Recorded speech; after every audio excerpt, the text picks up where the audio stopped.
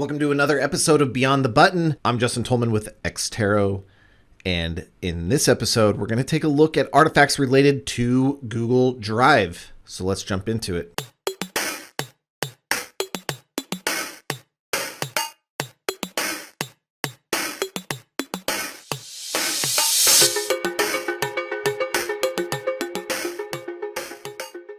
All right, so why are we taking a look at Google Drive? Well, it has 1 billion users, so there's a good chance that someone that is related to an investigation that you're running will use it at some point in your career. So let's take a look at those artifacts. The other thing that's cool about Google Drive for us users is it's included with Gmail with some limited storage, and of course you can buy premium to get more storage. And also it is a default app on Android. However, we are going to talk about computer artifacts today. So let's start with browser data. What can you get out of your browser history related to Google Drive and the user activity? Well, let's start off with login data. Now, obviously, it'll say Google Drive sign-in. This may not always be present in your browser data, though. This is because your browser may store a limited amount of history just by default. And if it's been a while since they've logged in, or say they log into the browser itself, if they're using Chrome or Chromium Edge, then this may not be recorded. But if it is, you can see when they logged in. What will it look like if they create a document? Well, you're going to have a URL that says docs.google.com. We'll look at other stuff coming up here soon. You'll have a URL that says docs.google.com, of course, because we're in Google Docs. But then it will specify the type of document, in this case, a document, and then create ? Okay, the URL will end with that when the user creates a document. So you can write a filter or search for that if you're looking for the creation of a document. When a document's being edited, you'll have a bunch more information in the URL, but the URL will end with edit ? To signify the save of the edit. You also have the document ID within the URL. This document ID is going to be important for tracking the document through Google Drive, okay? The cool thing about the document ID is that if you change the name of the document, the ID of the document doesn't change. You can see here that we had a spreadsheet, Untitled at first, and then about 2 minutes later, the spreadsheet with the same ID was changed to the name Work in Progress. Searching URLs, standard search format with the ? Q =. Nothing really big there. The only thing that you would be looking for is the drive.google.com in the URL, indicating that they were in fact searching within their drive. Standard stuff though. It'll show up in your preset filters, built-in tool stuff that shows searches because of the ? Q =. Nothing crazy with the searches. Now, sync directories. So this one can be very informative, as if they have browsed their sync directories within the browser, within the web interface of Google Drive, it's going to show up here in the URLs. So you can see they went to computers, they have one computer, my laptop, and then they went to one of their shared directories, desktop. So it looks like they're syncing their desktop with Google Drive. If we take a closer look at these URLs, we'll also notice that we have a directory ID associated with these synced directories. This will become important, of course, when validating these locations against artifacts elsewhere on the computer. But of course, this will also allow you just to track where stuff is. So to validate this information, we're going to take a look at Sqlite Databases. So let's take a look at those now. The first database that we're going to take a look at is metadata_Sqlite_DB. It does not have an extension. Remember, Sqlite databases do not require one. There is also a mirror of this, kind of like a backup, and that one does have an extension of .db, and it's called mirror underscore metadata underscore Sqlite.db. The Windows file path there, you go to username, app data, local, Google, and then drive fs, and this database is found there, and you can take a look at it, which is what we're going to do right now. So again, we have our sync directories here in the middle of our screen, and what we have here is the items table within metadata underscore Sqlite underscore DB. And let's take a look at some of the information that we can see in there. So first off, we have our document and or directory IDs listed. We saw those in the URL. Okay. We see them here in the database, and it gives us a clear picture of those IDs because we're not picking it out of a URL. We have it in a nice clean database. So that's handy. If we take a look at some other stuff in here, we also have a column that specifies whether it's a folder or a file. That can be helpful. Sometimes looking at the name of the file or item here in the table, like spaceinvaders.jpg, probably not a directory, but always good to have that there, to make sure. So we have desktop here with its ID. Yes, it is a folder, and we can see the desktop up there that it corresponds with its ID in the URL. So then if we scan up to a file, same idea. We have the file movie ratings. We know it's a file because it's not a folder there with the 0. And then we have its ID, which we can correspond and validate that with the URL. Or I guess we're validating the URL with what's in the database. Either way, you get it.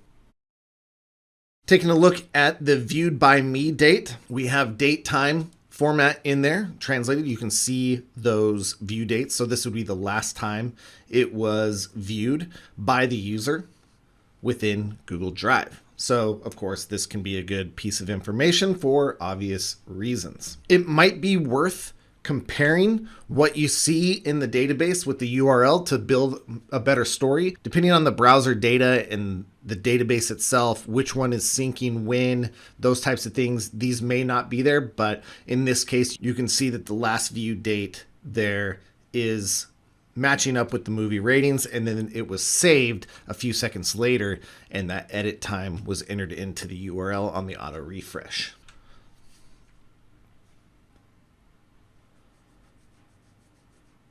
If we look lower within that database, so I cut out a lot of stuff out of the middle just to get to some of the bottom files, we can see some other things here.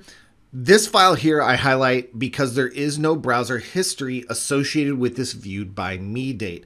And the reason for that is the way that Google will display some files. So if I hit down, we can see this animated. I click play on that file. Google Drive logs it as viewed, but notice that the URL bar on this captured video does not change as I view that video. If the URL bar doesn't change, there's not going to be a record within the browser history associated with this view. So we will check the database to get that last viewed time of that file. An important column within the database is owner. We want to see which files belong to the user whose drive we are viewing and those which have been shared with that user. So 0 means it's been shared with that user, shared with me, whatever. Okay, it's from outside of the user's drive. So we can see the top couple are owned by the user that we are looking at, and then the bottom 2 have been shared with that user. They're not owned by that. The other interesting thing about these doc IDs is they're consistent across users, across share. That's how Google is using to track those files within its system. So that means that that ID could be traced back and found anywhere within the Google Drive infrastructure. The second database we want to look at with its associated file path there is roots_preference_Sqlite.db. What roots_preference_Sqlite.db shows is the different directories that are being synced with Google Drive. So in the top table, roots, we have the media ID, which we'll talk about here in a second. And then we have the title, the path, and the account token. So the account token, of course, identifies that user. We can see it in the file path as well. And then we have the doc ID. Is my drive will indicate what is the default sync directory.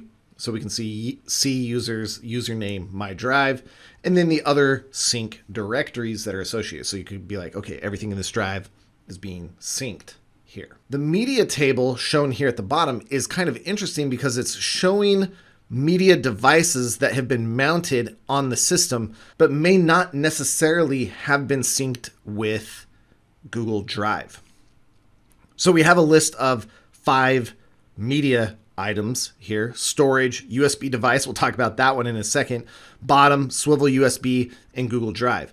So we know that Google Drive, the G drive here, is a virtual drive created on the installation of the Google Drive app. Okay, it's a kind of this virtual storage container, and it points back to my drive that we know is on the C drive, users BlueP my drive. Okay, so that's that. Then we have the C drive that for some reason with mine is indicated as USB device with those numbers. I'm not sure why this showed up like that. If anybody knows, leave a comment down below. But that is my C drive. It is not a USB device. It's mounted with an internal SATA on this laptop. So not sure what's going on there. And then we do have storage as the D drive, bottom is the E drive, and a swivel USB has been plugged in, but no files were ever synced from swivel or bottom on the F or E drive.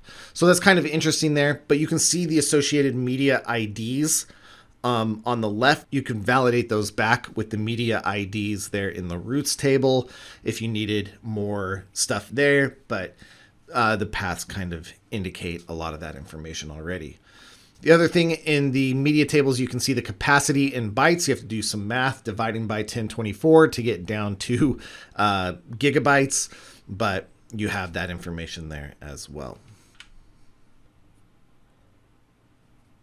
One thing I think is important to show is the URLs of a downloaded file from Google Drive.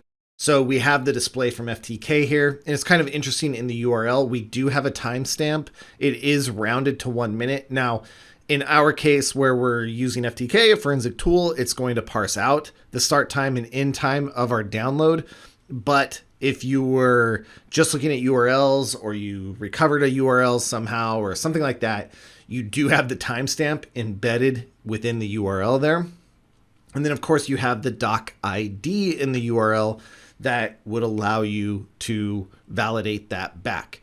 Remember that the name can change of a file. So in this case, image 2012, so on, we could change the name of that file, but the doc ID within the Google Drive system will not change. So the user could upload it to their drive, do a rename on that file, and download it. And as long as we knew the doc ID of the original, we could still validate that, yes, that file, when it was downloaded, is the same document. Okay, so while that's not everything to do with Google Drive, it hopefully will get you started and give you some indications of what is going on with Google Drive, give you some information about what files the user is viewing, sharing, and syncing, and how to tie some of that together and how to validate it while working your case. Just want to mention that we do have a new podcast called FTK Over the Air. We've released a couple of episodes so far. You can find us on Google, Apple, and Spotify podcasts. Check us out, subscribe there. We're going to be releasing episodes about every other week. And we'll have information from the community. We'll have information about the tool. We'll have a lot of good stuff. So head over and subscribe to that. If you have any questions or comments, leave them down in the comments, and I will get to them as I can. Thanks for watching, and we'll see you in the next episode.